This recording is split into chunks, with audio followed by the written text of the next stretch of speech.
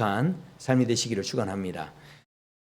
우리가 지금 코로나 팬데믹으로 인해서 적지 않게 많은 분들이 영향을 받고 거기에 세계 모든 사람들이 어떤 부정적인 그런 정서 속에 있습니다. 대표적인 그런 어떤 느낌들이 있다면 이 코로나19 이 팬데믹 상황 속에서 우리 안에 이 불안함이 있다라는 겁니다. 그러니까 문제는 바이러스에서부터 시작이 됐습니다. 그런데 이 바이러스에서 시작됐던 이 불안함이 이 생활의 전반에 다 영향을 주고 있다는 거죠. 처음에는 바이러스 때문에 생겨졌습니다. 그러나 이제 사람들이 무슨 생각을 합니까? 무슨 불안함이 있습니까? 혹시 잘못해서 나 때문에 누가 이 바이러스가 옮겨지면 혹시 내가 비난받지 않을까? 그리고 혹시 내가 이 질병에 걸리면 내가 격리되지 않을까? 이런 이제 불안함들이 생기기 시작하고 그 불안함으로만 끝나지 않았죠. 결국은 그렇다 보면 경제적으로 내가 어려움을 혹시 당하지 않을까? 앞으로 내 미래는 어떻게 될까? 내가 지금 친구들과도 잘 만날 수 없는데 이제 앞으로 내 교우 관계나 또 친구들은 내가 어떻게 사귀어가고 내 사회생활은 앞으로 어떻게 해야 될까? 모든 그 삶의 자리에 영역 속에 불안함이 계속해서 확산이 되고 있다는 것이죠. 분명히 시작은 바이러스 하나로 시작이 됐지만 그러나 사람들의 마음속에서는 이것이 또 다른 사고로 이어지지 않을까 하는 불안함들이 계속 생겨나고 있는 그런 상황 속에 있다라는 겁니다. 결국 사람들 안에 왜 이런 불안함이 있을까요? 이 세상 사람들 지금 마음속에 계속해서 불안함들이 지금 다 가득 차 있는 그런 모습들이 있는데 왜 불안할까요? 왜 그런다고 생각하십니까? 결국은요, 불확실성 때문에 그렇습니다. 그러니까 만약에 예를 들어서요, 이렇게 괴물이 나오는 또 이제 뭐 귀신이 나오는 공포 영화 있지 않습니까? 그런 영화들을 볼 때 연출가들이 그 영화들이 막 이렇게 진행될 때 갑자기 그 괴물들이 막 튀어나오고 막 이렇게 연출들을 하는데 그걸 볼 때마다 어떻습니까? 아주 심장이 쫄깃쫄깃해지죠. 너무 깜짝 놀래고 말이죠. 그런 영화들을 볼 때 우리가 깜짝 놀라면서 이제 긴장하면서 막 그 영화를 봅니다. 그런데 왜 그렇습니까? 왜 긴장하게 되죠? 왜 불안하면서 그걸 보게 됩니까? 언제 튀어나올지 모르니까. 그러니까 이게 불확실성 때문에 그렇다는 거죠. 만약에 영화를 만들었는데 괴물이 나오기 전에 5, 4, 3, 2, 1 해가지고 어떻게 합니까? 빰빠밤 빰빰빰빰빠밤 하면서 이제 괴물이 나오겠습니다. 이렇게 만약에 영화가 만들어진다면 그 영화를 볼 때마다 어떻게 했어요? 긴장감도 하나도 없고 실은 이게 재미가 없을 것이죠. 왜 그렇습니까? 왜 긴장하지 않습니까? 괴물이 나와도 걱정하지 않죠. 왜 그렇습니까? 언제 나올 줄 아니까. 이 불확실성이 사라졌기 때문에 전혀 문제가 안 된다라는 것이죠. 이 땅에 어찌됐든 우리 안에 이런 불안함들이 어떻게든 없어지고 이 불확실성들이 좀 사라지기 원하는 마음들이 누구에게나 아마 있을 겁니다. 그래서요, 지금 이 팬데믹 상황 때문에 많은 심리학자들이 또 인문학자들이 여기에 대해서 이 문제를 어떻게 풀어나가야 할 것인가 많은 책들을 통해서 또 소개하고 있고 그것들을 연구하고 있습니다. 예를 들어서 심리학자들도요, 이 불안감이 커질수록 뭔가 우리 인생에 있어서 모호한 상황들을 좀 없애주는 게 좋다는 거죠. 그러니까 지금 이 팬데믹 상황에 여러 사람들이 불안해하고 있지 않습니까? 그러니까 우리가 일상생활을 할 때도 우리 일상의 삶이 모호해서는 안 된다는 거예요. 뭔가 좀 분명한 그런 삶의 어떤 부분이 있어야 하는데 우리가 이제 만남을 통해서 함께 서로 누군가를 만날 때도 내가 10시 조금 넘어서 갈게, 10시에 만나 이렇게 만약에 이야기하지 않습니까? 그러면 뭔가 이 사람하고 만남이 계속될 수 있을지에 대한 불안감이 우리에게 실은 계속 있다는 겁니다. 그런데 한번 생각해 보십시오. 자, 내가 9시에 출발을 할 건데 그런데 차가 좀 밀릴 수 있어. 그래도 내가 10시까지는 갈 거야. 하지만 또 어떻게 될지 모르니까 그래도 내가 반드시 도착하기 10분 전에는 다시 연락해 줄게. 만약에 이렇게 이야기했다고 한다면 자, 마음이 어떠시겠어요? 자, 전자가 좋으시겠습니까? 후자가 좋으시겠습니까? 전자 이야기보다는 후자 이야기를 들을 때 훨씬 더 덜 불안하겠죠. 분명하게 이 사람과의 만남이 모호한 상황이 없어지고 정확하게 그 일들이 진행될 것에 대해서 이렇게 미리 예고해졌기 때문에 훨씬 더 우리가 이 불안함에서 좀 벗어날 수 있다 하는 이제 그런 이야기죠. 인문학자들은요 이런 이야기를 합니다. 오히려 이 불안이요 나쁜 게 아니라는 거죠. 불안함이 있으니까 오히려 그걸 끌어안을 수 있으면 좋다는 겁니다. 무슨 이야기냐면 공부하는 것도 그렇고 일하는 것도 그렇습니다.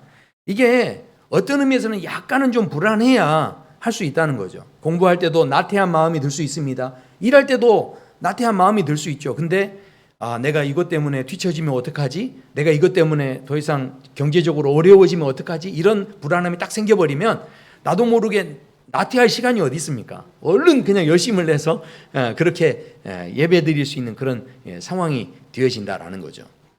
그렇기 때문에 어느 정도의 불안함은 우리의 삶을 유지시켜주는 힘이 될 수 있으니까 이 불안을 극복하는 선한 도구로 좀 이렇게 사용할 수 있다. 이런 이제 측면에서 이야기를 하는 거죠. 심리학자들은요, 오히려 이것에 대해서 걷는 것에 대해서 추천을 합니다. 그러니까 사람이 이렇게 걸어가면요, 이 지면에 발 뒤꿈치가 이렇게 딱 닿으면 뇌 사진을 찍어봤더니 뇌의 이 편도체가 이게 활동을 하는데 이 편도체가 무슨 역할을 하냐면 이 불안감을 이걸 이렇게 담당을 하는 거예요. 화가 나거나 우울한 감정들을 담당하는 게 이 편도체인데 그 편도체 옆에 뭐가 있냐면 해마가 있습니다. 그런데 이게 서로 어떤 작용을 하냐면 기량작용을 해요. 그러니까 이게 무슨 이야기냐면 만약에 이 편도체가 막 불안함 때문에 막 이렇게 막 화가 나고 이러면서 이 편도체가 막 이렇게 커지기 시작하면요, 이 해마가 그만큼 줄어드는 거예요.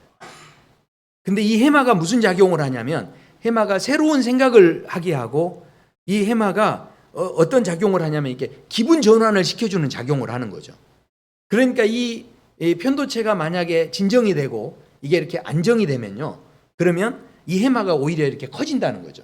그러면서 새로운 생각을 할 수 있게 되고 여유를 갖게 된다. 기분 전환이 된다는 거죠. 그러니까 뭔가 막 화가 나는 상황이 있고 스트레스 되는 상황이 있을 때는 그 자리를 빨리 벗어나서 걸어가는 게, 이렇게 이제 산책이라도 좀 하는 게, 이 산책을 할 때 이 발 뒤꿈치로 이렇게 지면을 치게 되면 이 뇌의 이 편도체가 영향을 받는 거죠. 그러면 이게 진정이 되는 거예요.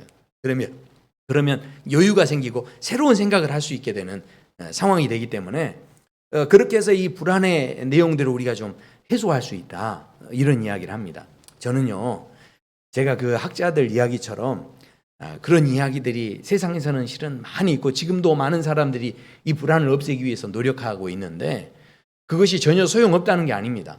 물론 그렇게 하면 좋은 방법이 되겠지만, 그러나 중요한 것은 그것은 잠깐의 위로가 될 뿐이에요. 그것이 근본적인 해결은 되지를 못한다라는 것이죠. 물론 우리가 그 불안을 잠재우고 불안을 좀 이렇게 다독거려서 없앨 수 있는 것이 될 수는 있겠지만 그런 방법들 자체가 이 근본적인 불안 자체를 어찌할 수 있는 내용은 아니다라는 것이죠. 그래서요, 오늘 우리가 읽어보았던 이 말씀을 보면 이사야서 말씀인데 이사야 이 9장의 말씀에 바로 이 말씀이 시작되기 전에 이런 말씀이 나옵니다. 8장 마지막에서 이렇게 말씀을 합니다. 땅을 굽어 보아도 환난과 흑암과 고통의 흑암뿐이니 그들이 심한 흑암 가운데로 쫓겨 들어가리라. 그러니까 그 상황, 그 당시 상황이 얼마나 힘들었으면 흑암이라는 단어를 거듭해서 사용합니다. 흑암이 뭡니까? 아주 깜깜한 거죠. 미래가 보이지 않고 아주 이 불안한 거죠. 불이 켜 있으면 다 보여서 이게 얼른 잘 걸어갈 수 있지만 불이 켜 있지 않는 상태에서는 한 걸음도 나가기가 실은 쉽지가 않은 거지 않습니까? 그러니까 환난과 흑암이 있고 고통의 흑암이 있다는 거예요. 그리고 심한 흑암이 있다는 거죠. 이 정도로 불안한 상황 속에 있는 이 당시의 상황 속에서 이 이사야 선지자가 이런 선언을 합니다. 이제 9장으로 넘어가면서 전에 고통받던 자들에게는 흑암이 없으리로다. 얼마나 놀라운 선포입니까? 그러니까 엄청난 선포를 하시는 거예요. 이 이사야를 통해서 이런 놀라운 선포를 하시는데 그야말로 불안한 이 세상에서 소망이 없는 이 세상에 진짜 소망이 무엇인지를 선포하고 그 메시지를 전하고 있는데, 그런데 왜 이렇게 소망을 선언할 수 있었느냐? 그 비결이 2절에 나옵니다. 2절에 보시면, 자, 한번 말씀을 같이 읽어보실까요? 그감에 행하던 백성이 큰 빛을 보고 사망의 그늘진 땅에 거주하던 자에게 빛이 비추도다. 아멘. 무슨 이야기입니까? 빛이 우리에게 비추기 시작했기 때문에 우리에게 소망이 시작되었다라는 것입니다. 더 이상 불안해하지 않아도 된다라는 것을 말씀합니다. 결국 무슨 이야기입니까? 이 소망이라는 것은요, 내 노력과 내 힘으로 만들어낼 수 있는 게 아니라는 거죠. 이 소망은 반드시 외부에서 오는 힘에 의해서 이루어지는 게 진짜 소망입니다. 그러니까 외부에서 빛이 비추어져야만 우리가 경험할 수 있는 진짜 소망이 생긴다는 겁니다. 제가 그 말씀을 준비하면서 예전에 그 해드렸던 이야기가 하나 생각이 났어요. 어떤 그 부인이 이런 이야기를 한 적이 있습니다. 어떤 남편이 양말을 벗어가지고 아무렇게나 이렇게 벗어놓는 습관이 있으셨어요. 그런데 아빠가 그러니까 애들도 똑같이 그러더라는 거죠. 아무데나 옷을 벗어놓고 양말도 벗어놓고 이렇게 하는데 남편 출근하고 애들도 학교 가고 나서 이게 치우려고 하는데 이분이 원래 좀 비위가 약한 분이세요. 그렇다 보니까 양말 모양을 보고 그 옷 모양을 보는데 마치 그 뱀이 허물을 벗어놓는 것 같은 그런 느낌을 받아버린 거예요. 그러니까 이거 하나 이렇게 치울 때마다 힘들어서 남편과 애들에게 제발 좀 그 세탁기 통에다가 그 빨래를 좀 또 통 앞에 있는 빨래통에다가 좀 빨래를 담아뒀으면 좋겠다 이렇게 이야기를 하는데 아무리 이야기를 해도 이 남편과 또 애들이 바뀌지를 않는 거예요. 자, 그러니까 이게 이 분이 너무 고민하다가 나중에 이제 아이디어를 내 가지고 어떻게 했냐면 빨래통을 사 가지고 집안의 곳곳에 코너마다 그 빨래통들을 다 설치를 해놨다는 거죠. 자, 그랬더니 어떤 일이 생겼게요? 자, 그 다음부터는 이 식구들이 다 어떻게 하냐면 빨래를 벗으면요 전부 다 그 빨래통에다 던져 넣기 시작하는데 어떤 것은 다 들어가면 상관이 없는데 안 들어가면 걸치기도 하고 안 들어간 것도 바닥에 떨어지고 뭐 이렇게 되는 거예요. 그러니까 빨래통 산 걸 다시 후회했답니다. 그런데 하루는 이걸 다 이 버릇을 어떻게 고치나 이러고 있다가 식탁에 앉아 있는데 남편이 그날도 여전히 빨래를 그 양말을 벗어가지고 그 빨래통에다가 그것을 탁 던지더라는 거죠. 그런데 세상에 그 빨래가 그 통 속으로 쏙 들어간 거예요. 그 순간을 이 아내가 놓치지 않고 나이스 샷 이렇게 이야기하고 그 다음에 어떻게 했냐면 여보 당신 너무 멋진데? 당신 대단해. 와 당신 정말 멋져 하면서 이제 이 남편을 칭찬을 해준 거예요. 그러니까 세상에 그 다음부터 남편이 변화가 됐어요. 남편이 아무데나 이거를 벗어놓지 않게 됐느냐? 그건 아니고요. 이 남편이 뭐가 변화됐냐면 그 양말을 벗어가지고 그걸 가지고 그 빨래통에다 딱 던지는데 안 들어가지 않습니까? 그러면 다시 주워와가지고 들어갈 때까지 던졌다는 거예요. 들어갈 때까지. 어쩌면 생각해 보세요. 우리가 인생을 살아갈 때 누군가가 나에게 자꾸 뭔가를 이야기해서 나를 변화시키려고 하면 그게 정말 변화가 되냐는 거죠. 그렇게 변화되기가 실은 쉽지가 않아요. 그런데 이 아내가 어떻게 접근한 겁니까? 그 남편이 어떤 존재인지 당신 정말 대단한 존재야 하면서 그 존재적인 칭찬을 하니까 이 남편이 거기에 기뻐서 그 삶이 이렇게 변화의 삶으로 이렇게 점점 옮겨가는 것을 우리가 보게 되어졌다라는 그런 이야기죠. 자, 한번 생각해 보십시오. 우리가요 율법적으로 뭔가를 정해놓고 내가 불안함에서 벗어나야지, 내가 두려움에서 벗어나야지, 내가 아무리 애를 쓰고 노력하고 그렇게 한다고 할지라도 그것 자체가 온전히 벗어지기는 어렵다는 거죠. 실은요 내 힘으로 소망을 얻는 게 아니고요, 내 삶의 자리에 진짜 소망이 일어나려면 내 노력, 내 소망이 아니라 외부로부터 오는 힘에 의해서 이 진짜 소망이 발견되고 진짜 소망이 이루어질 수 있음을 오늘 본문의 말씀은 우리에게 도전하고 있다는 겁니다. 그래서요 그런 일이 생길 때 무슨 일이 일어납니까? 자, 한번 그 빛으로 오신, 외부에서 우리에게 찾아오신 그 빛이 도대체 누구시냐 소개를 하는데 이 빛이 바로 한 아기로 오셨고 바로 예수님이시다 하는 것을 말씀합니다. 그런데 그분의 이름이 무엇이냐? 기묘자라 모사라 말씀합니다. 제가 이 말씀을 읽을 때 어릴 때는요 제가 이 말씀을 읽을 때 좀 별로 느낌이 안 좋았어요. 왜냐하면 모사는 우리가 대부분 꾼을 이야기할 때 하잖아요. 그러니까 예수님에게 어떻게 이 모사꾼이라는 이야기를 붙일 수 있을까 이런 생각을 했어요. 그런데 이거는 우리가 이제 이 성경의 원어를 보면 훨씬 쉽게 이해할 수가 있습니다. 이것을 영어 성경에서는 뭐라고 번역을 했냐면 Wonderful Counselor라고 번역을 했어요. 그러니까 이 아주 놀라운 상담자라는 이야기죠. 오늘 기묘자라 모사라, 예수님의 이름이 바로 기묘자라 모사라 했는데 놀라운 상담자가 되시는 분이 바로 예수님이시다는 거죠. 자, 그런데요, 이 카운셀러라는 단어를 보면 좀 우리가 이제 훨씬 이해하기가 쉽죠. 근데 이 단어를 예수님께서 직접 신약 성경에서 쓰신 데가 나옵니다. 어디서 예수님이 이 이야기를 쓰셨냐면 보혜사라는 단어가 바로 이 카운셀러라는 단어예요. 아니, 그런데 우리 성경에는 왜 보혜사라고 돼 있을까요? 이 보혜사가 원어 성경에는 이 파라클레토스라는 단어인데 이 파라는 게 옆에사라는 뜻이에요. 그리고 이 클레토스라는 게 도움을 준다 이런 뜻입니다. 그러니까 옆에서 도움을 주는 분이 누구냐면 이 보혜사라는 거죠. 우리에게 상담자의 역할을 해주시고 옆에서 우리를 격려해 주시고 우리를 위로해 주시고 우리에게 새로운 길을 열어주시고 이렇게 이제 도와주시는 분. 자, 그런데 보혜사라는 단어를 우리가 일상생활에서 잘 쓰는 건 아니지 않습니까? 여기 우리 장로님들 계시는데 우리 또 이 장로님 여기 앞에 계시는데 이 장로님이 제가 이거 화분을 들고 막 옮기는데 옆에서 도와주셨어요. 그러면 제가 우리 장로님에게 너무 감사해가지고 우리 이종상 장로님 진짜 저에게 이렇게 옆에서 도와주시니 감사해요. 우리 장로님은 나의 보혜사세요.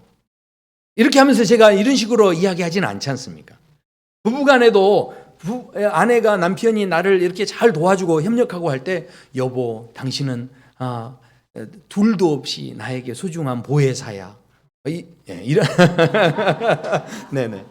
이런 식으로 우리가 막 칭찬하고 표현하고 내 사랑 보혜사 막 이럽니까? 안 하죠. 이 보혜사라는 말을 실은 우리가 잘 사용 안 하죠. 근데 왜 그러냐면 우리나라 그 성경이 번역될 때가 이게 이제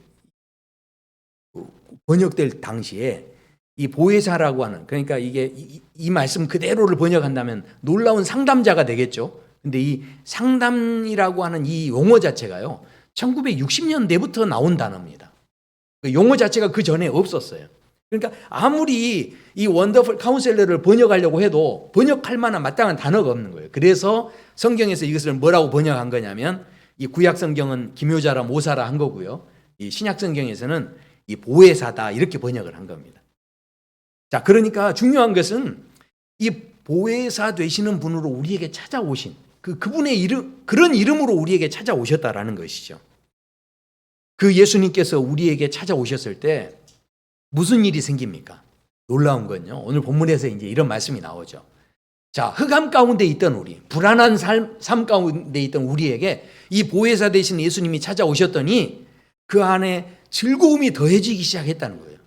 즐거움이 4번이나 반복되면서 주 앞에서 즐거워하게 하시는, 그러니까 우리 안에 더 이상 불안함이 없고 기쁨이 회복되게 하시는, 그러니까 단순히 이 불안함을 좀 다독거리고 불안함을 사용해서 내가 극복해내고 이런 차원이 아니고요. 불안함 자체가 완전히 사라져버리고 내 안에 진짜 기쁨이 무엇인지가 막 회복돼 버리는 이 놀라운 은혜가 있게 된다라는 것이죠. 지금 이 세상이 진짜 불안해요. 그런데 어디를 가나 이 불안함을 감출 수 없는 이 상황 속에서 우리 성도 여러분의 삶 속에 진짜 기쁨이 회복되기를 소원합니다.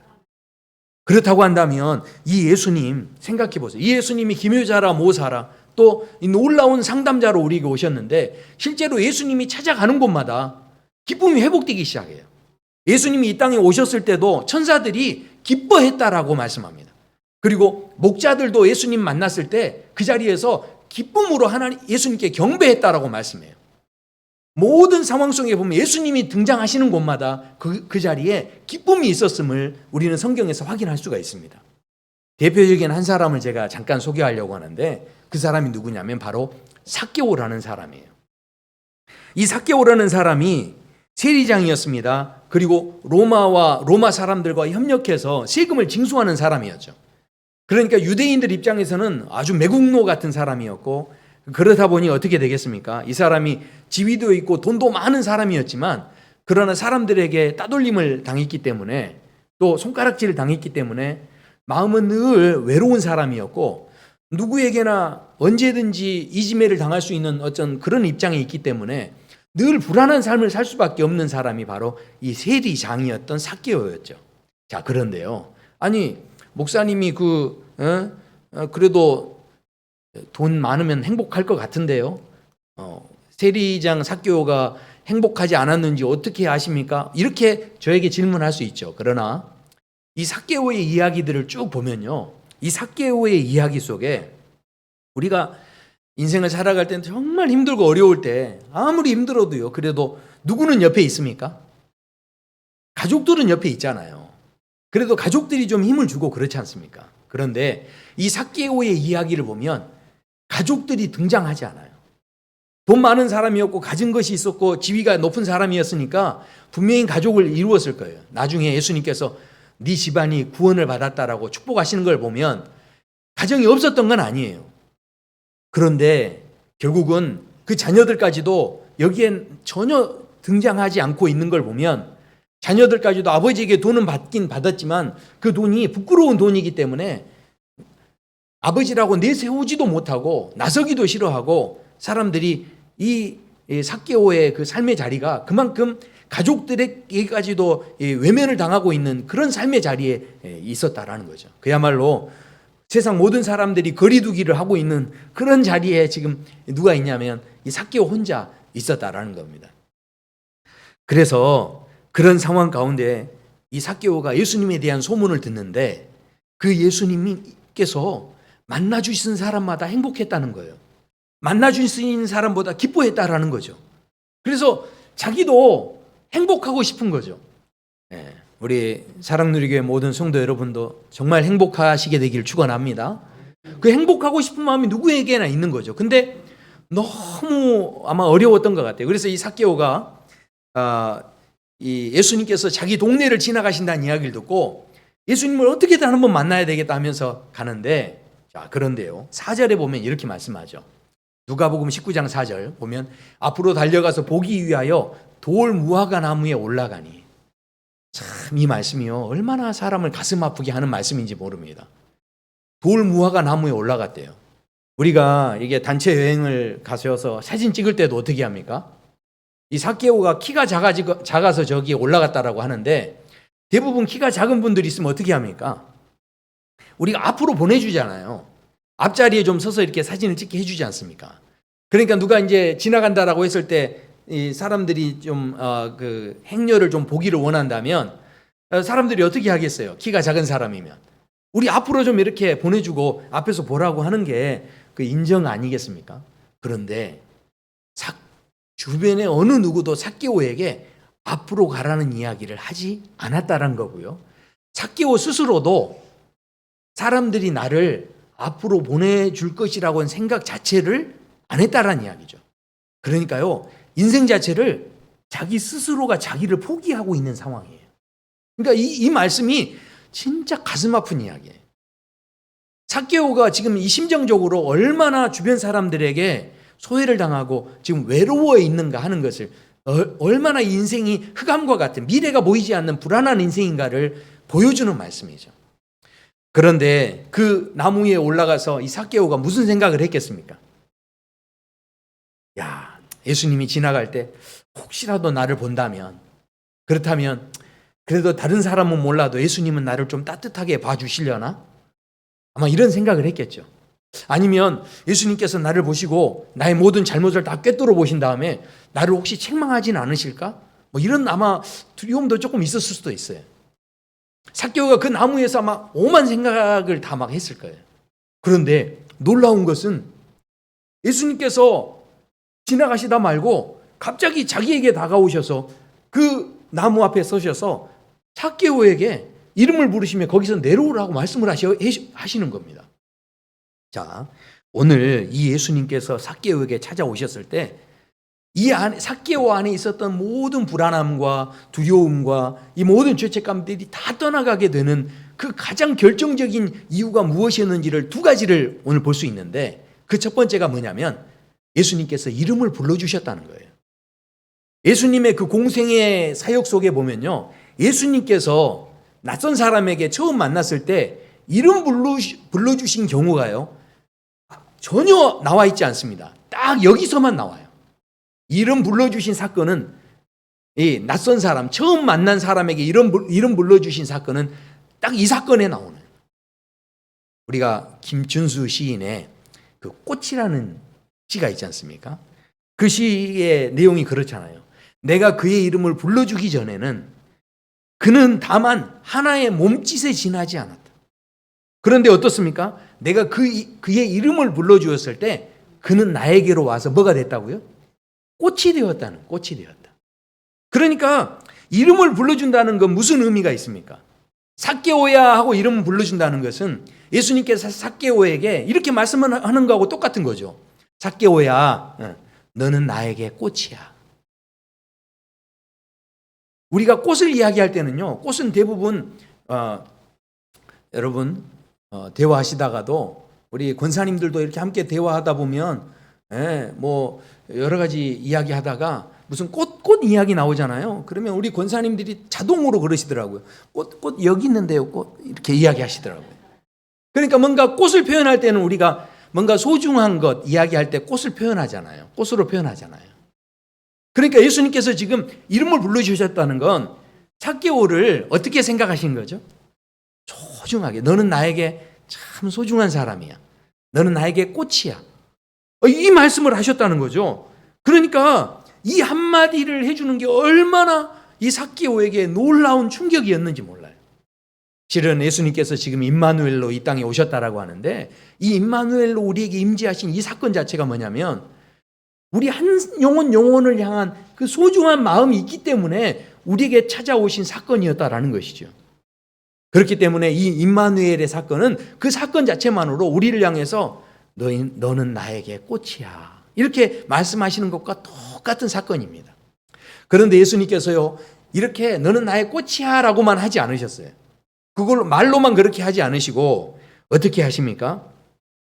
우리가요, 참 그런 것 같아요. 이 꽃이라는 그 말 한마디가 너무 이제 소중한데 예수님 그 이름 하나 불러준 게 얼마나 귀합니까? 그러니까 이 예수님이 기묘자요 모사로 오셨다라고 했는데 놀라운 상담가로 오셨다고 하는데 원래 진짜 상담은요 말을 많이 해서 상담이 아니에요. 진짜 이 보수 상담가들은 말 몇 마디 안 했는데 그 사람이 막 함께 있는 사람이 막 울컥하고 이게 속에 있는 이야기를 다 꺼내놓고요 이렇게 되는 거죠. 예수님 말 한마디에 이 삭개오가 울컥하는 마음이 생긴 거죠. 근데 예수님께서 그런 상담자로 찾아오셨는데 그 다음에 두 번째 예수님이 하신 이야기가 뭐냐면 이렇게 말씀합니다.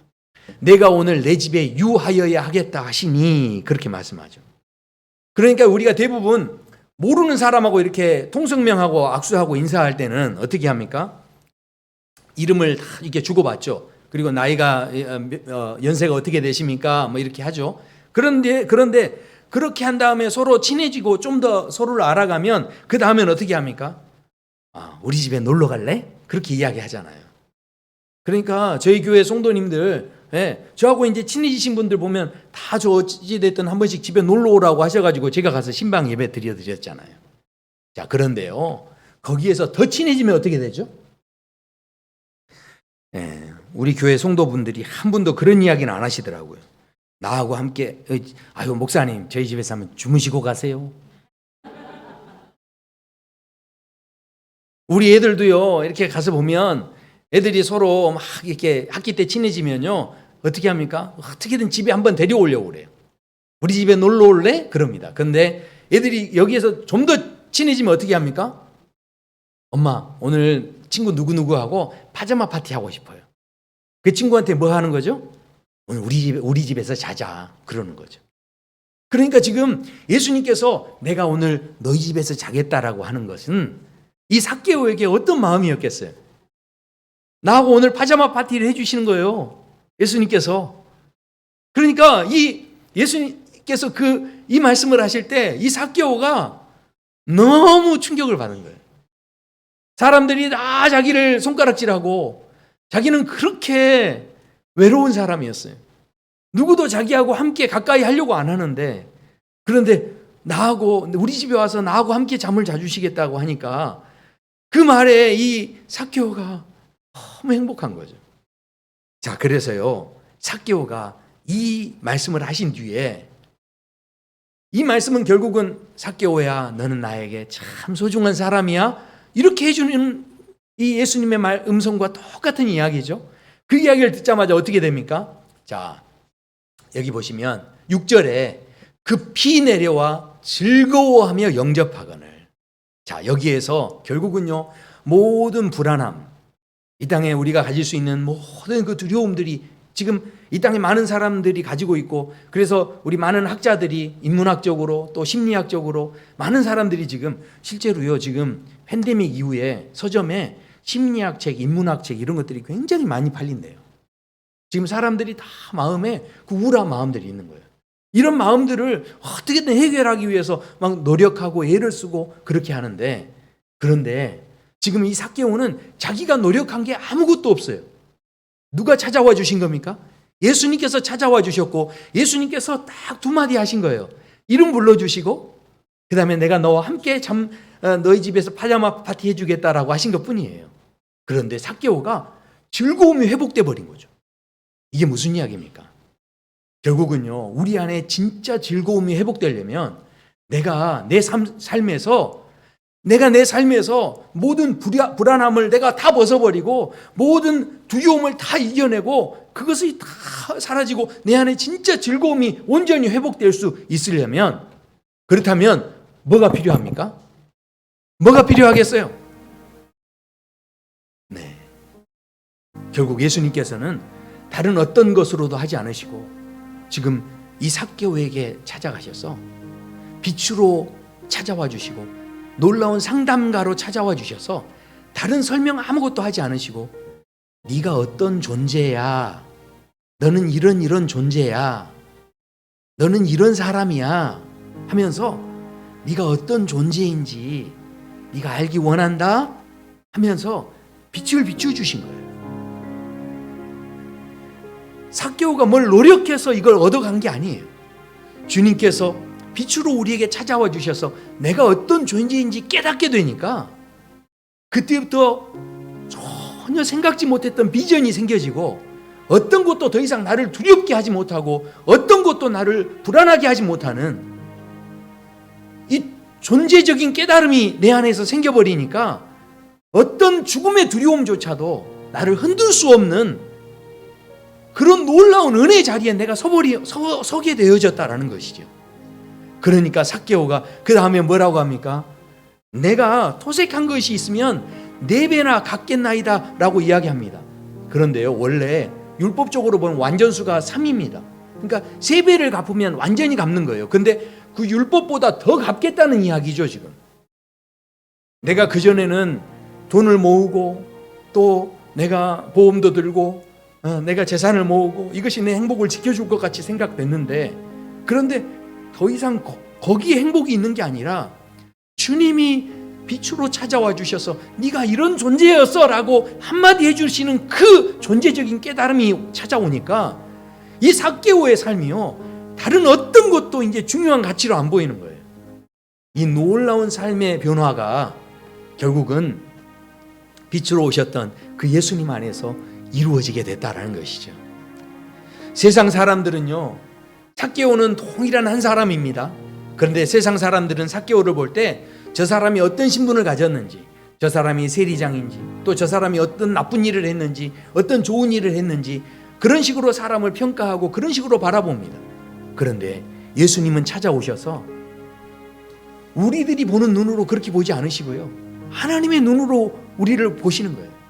그리고 삭개오가 그 외로움 가운데, 그 마음에 병들어 있는 그 상황 가운데 있을 때 그에게 찾아오셔서 너는 원래 이런 사람이야, 그렇게 한마디 던져주셨을 때 이 삭개오에게 놀라운 즐거움이 회복되게 되는 이 기적의 은혜가 있게 되는데, 예수님께서 마지막에 그래서 그렇게 축복해 주시죠. 이 사람도 아브라함의 자손이다. 사랑하는 성도 여러분, 갈수록 세상이 불안하고 어둡고 흑암 가운데 있고 또 고통의 흑암, 심한 흑암, 한 치 앞도 분간할 수 없는 그런 여러 가지 어려운 상황들이 지금 우리 앞에 놓여 있습니다. 그러나 이 시대에 이런 상황 속에서 우리가 정말로 우리 안에 즐거움이 회복되려면 주님의 빛이 우리에게 임해야 돼요. 내 노력으로 소망을 만드는 것은 진짜 내게 기쁨을 줄 수 없어요. 주님께서 내게 빛을 비추어 주시옵소서. 주님의 빛을 비춤으로 인하여 내가 어떤 존재인지를 발견할 수 있어야 그 자리에 진정한 즐거움이 회복될 수 있는 줄로 믿습니다. 이번 성탄 이 주간을 통하여서 다시 한번 예수님을 우리 안에 모셔드릴 수 있게 되길 소원합니다. 예수님께서는 이미 우리 가운데 와 계세요. 문 밖에 서서 두드리노니 누구든지 내 음성을 듣고 문을 열면 내가 그에게로 들어가 그와 더불어 먹고 그는 나와 더불어 먹으리라. 그 안에 잔치가 일어나게 하시고 즐거움이 회복되게 하시는 그 놀라운 은혜가 있음을 말씀합니다. 오늘 그 주님을 우리 묵상하시면서 함께 찬양하시겠습니다.